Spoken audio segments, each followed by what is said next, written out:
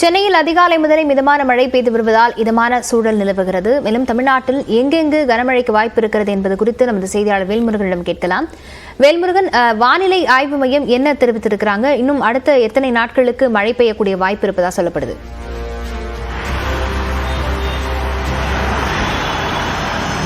குறிப்பாக கடந்த 5 தினங்களுக்கு மேலாக தற்போது தமிழ்நாட்டினுடைய பல மாவட்டங்களில் மிதமான முதல் கனமழை பெய்து வருகிறது. இந்த நிலையில் இன்றைய தினமும் அதே போல நாளையும் அதிகனமழைக்கான இந்த ரெட் அலர்ட் அப்படிங்கிறது தமிழ்நாட்டினுடைய பல்வேறு மாவட்டங்களுக்கு கொடுக்கப்பட்டிருக்கிறது. குறிப்பாக தேனி, தென்காசி, கன்னியாகுமரி, திருநெல்வேலி மாவட்டங்களில் இன்று கனமழை முதல் அதிகனமழைக்கான வாய்ப்பு இருப்பதாக தெரிவிக்கப்பட்டிருக்கிறது. ஏற்கனவே இந்த பகுதிகளில் பேரிடர் மீட்பு குழு அதே போல வருவாய்த்துறை பல நடவடிக்கைகளை எடுத்துக்கொண்டு வர்றாங்க.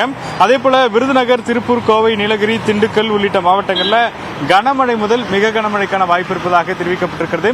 குறிப்பாக 22ஆம் தேதிக்கு பிறகு வங்கக்கடல்ல குறைந்த காற்றழுத்த தாழ்வு பகுதி உருவாவதற்கான வாய்ப்பு இருப்பதாக, அதற்கு பிறகு குறிப்பாக தமிழகத்தினுடைய இந்த வறண்ட வானிலை நிலவக்கூடிய சூழல் இருப்பதாக வானிலை ஆய்வாளர்கள் தெரிவிக்கிறாங்க. ஏன்னா இந்த காற்றழுத்த தாழ்வு பகுதியை பொறுத்தளவிற்கு நேரடியாக மியான்மர், வெஸ்ட் பெங்காலை நோக்கி செல்லக்கூடிய வாய்ப்பு இருப்பதனால் சென்னையினுடைய குறிப்பாக தமிழ்நாட்டினுடைய அந்த ஈரப்பதம் அப்படிங்கிறது காற்றினுடைய ஈரப்பதம் குறைய வாய்ப்பு இருப்பதனால வெயிலுடைய தாக்கம் இந்த 22ஆம் தேதிக்கு பிறகு இருக்கும்னு தெரிவிக்கப்பட்டிருக்கிறது. குறிப்பாக சென்னையை பொறுத்தளவுக்கு இன்று காலை முதலே அதிகாலையில் மிதமான மழை பல்வேறு இடங்களில், குறிப்பாக தேனாம்பேட்டை அதே போல மயிலாப்பூர் இதை சுற்றி இருக்கக்கூடிய பல பகுதிகளில் மிதமான மழை காணப்பட்டது. தற்போது வெயிலுடைய தாக்கம் மெதுவாக குறைந்து தற்போது ஒரு மென்மையான சூழல் இன்று காலை முதலே சென்னையில் பார்க்க முடிகிறது. லாவண்யா, விவரங்களுக்கு நன்றி வேல்முருகன்.